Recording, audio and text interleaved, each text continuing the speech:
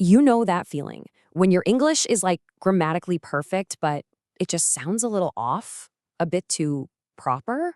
Well, that's exactly what we're going to tackle today. We're going to swap out those stiff textbook phrases for the real stuff, the kind of English you hear people actually use, so you can sound way more natural when you speak. So, let me ask you this. Does your English sometimes sound like it's straight out of a textbook? If you're nodding your head right now, don't worry, you are definitely not alone. And the good news? We are about to fix that. Okay, check this out. This is a perfect example of what I'm talking about. A textbook might teach you to say, that price is surprisingly high. And yeah, that's correct. But it's a little robotic, right? A native speaker, someone who is genuinely shocked, is way more likely to yell, I almost had a heart attack. Can you just feel the difference? That's the kind of expressive, real-world English we're diving into today. All right, to really see how this works, let's put ourselves in a real-life situation. First up, we're diving into the chaos of the holiday shopping rush. We're going to focus on the vocabulary you need for all that stress that comes with finding the perfect gift. So let's zoom in on that first phrase. Just imagine you're in a store, you see this tiny little sweater, and you flip over the price tag, and it's $300. The absolute perfect, most natural thing to say, I almost had a heart attack. So what does that actually mean? Well, it's an idiom. When someone says they had a heart attack, they're not asking you to call a doctor.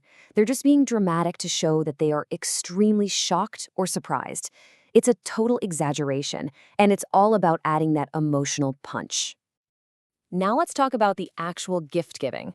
If you just find it impossible to choose good presents for people, you could say, I suck at picking presents. The phrase to suck at something is really common, very informal slang.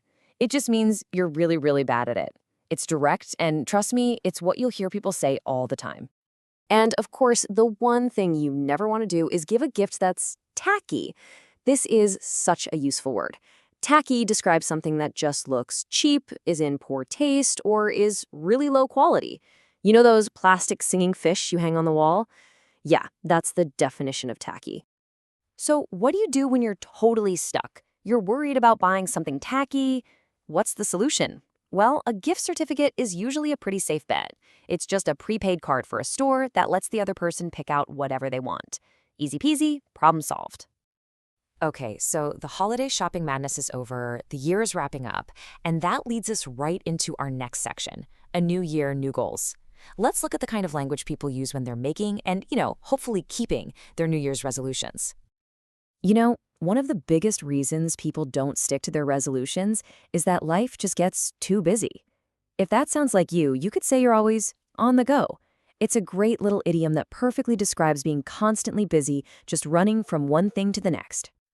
And that brings us to maybe the most important phrasal verb for any goal you have, to stick to your plan.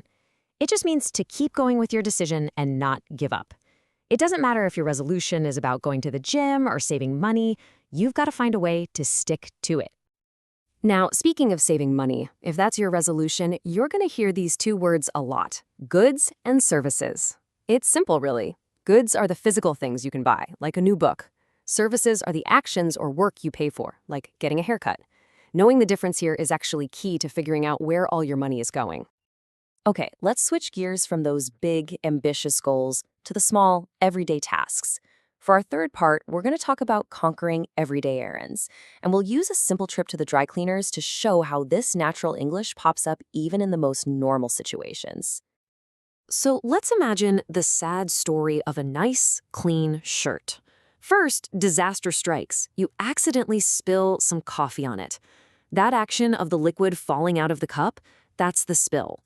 And that horrible mark it leaves behind, the one that won't come out, that's the stain. See how that little story helps you remember both words? So the dry cleaner's great for getting that stain out, but they do other stuff too. You can ask for your clothes to be ironed, which just gets all the wrinkles out. And for dress shirts, you can ask for starch. It's a spray they use that makes the fabric, especially the collar, feel really stiff and crisp. Wow, we have covered a lot of ground, haven't we? From shopping stress to stubborn stains.